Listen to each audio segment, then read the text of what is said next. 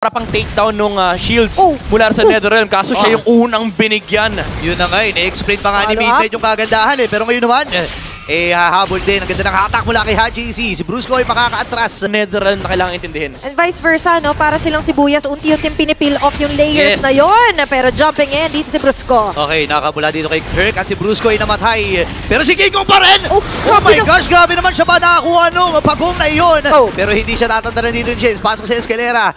And ngayon naman ay magiging puntiri ata nila yung purple kasi alam nila nag-retry. Yep. Mainit ang dugo, ayaw tantanan. Nandiyan na nga na pagtalon nila James. Okay, si Haji naman ngayon yung maatras pero hindi na pag-examine force. Sakto din yung pagbitaw ng Netherrealm. Ngayon bibitawan na ng Onyx Philippines lahat para maubos ang Twisted. Pero si James lamang ang naging kabayaran at nakuha pa ni King Kong yung purple bomb. Di ba pala tapos ang laban nito? Mayroon pa paghatang na gagawin. And Tempest of Blade ay nagamit na rin ni King Kong. Escalera ay mamamatay.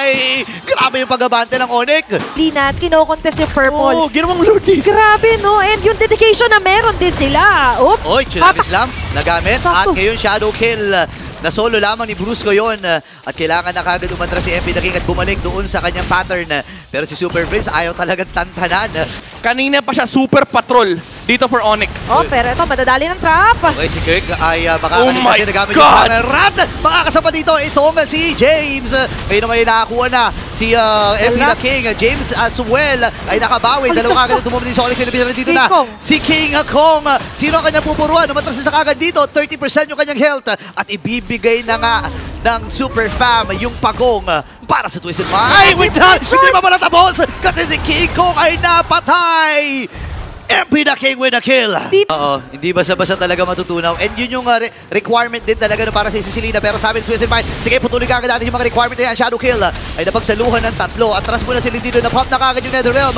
Pero makakasama with the grab. Kaya lang si Kera ay nagwawala. Kirk ay mamamatay sa kamay ni Outplayed. Pero may ginagawa si King Kong doon sa may bandang itaas. Kailang untian yung possibilities na yun mauna. Okay, Tsunami Slam nagamit. Atras kagad si Kirk with the flicker. Ngayon naman ay nagkakagulo na doon sa may bandang gina. Brusco mabubuhay. Ngayon inapagkakagulo yung Zaman for same with that Netherrealm. Pero namatay si Escalera. Ito na ang pagsugod ng Super Fam. Ayan na. Ito na magiging puntira ni King Kong. Available pa ganyan Tempest of Blade. Ngayon ay lalayo na nga rin siya. At hawak pa rin ni MP The King yung kanyang ultimate. Kaya lang di na siya makakabalik kasi yung Lord ay nakuha na ng Onyx. Ayan na, mamadali na nila. 18k yung buhay ng Lord na ito. Ngayon sabi na, sige, turn kaya tayo. Brusco, mamamatay ba? Hindi, nabuhay.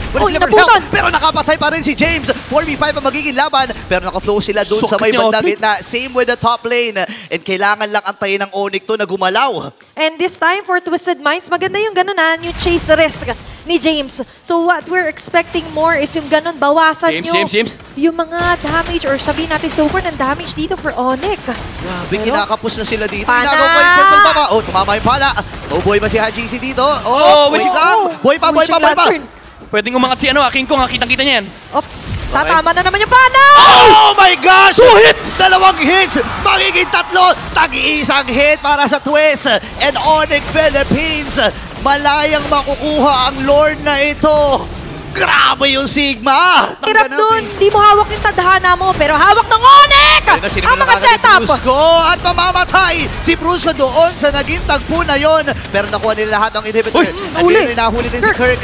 Pero mabubuhay ba siya? Parang hindi. Dahil kompleto ang grupo ng Twisted Minds para patumbahin. 2 ang namatay. Kailangan umatras ng Onyx dito.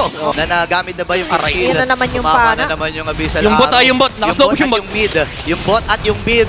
Kailangan mag-react dito ng Twisted. Inilaban ba nila ito? Ayaw pa rin! Pero papasukin na kagad ni Bruce ng Examine Force. Andito naman, Abyssal Arrow! Tumama na naman! May kasamang trap! Likod ang putirya! Andito na naman yung Abyssal Arrow!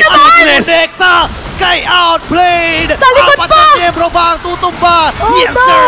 Si MP na lang ang nandito at wala na ata siya kaabutan pa! Dahil ang Onyx Philippines, match point na! Another powerful play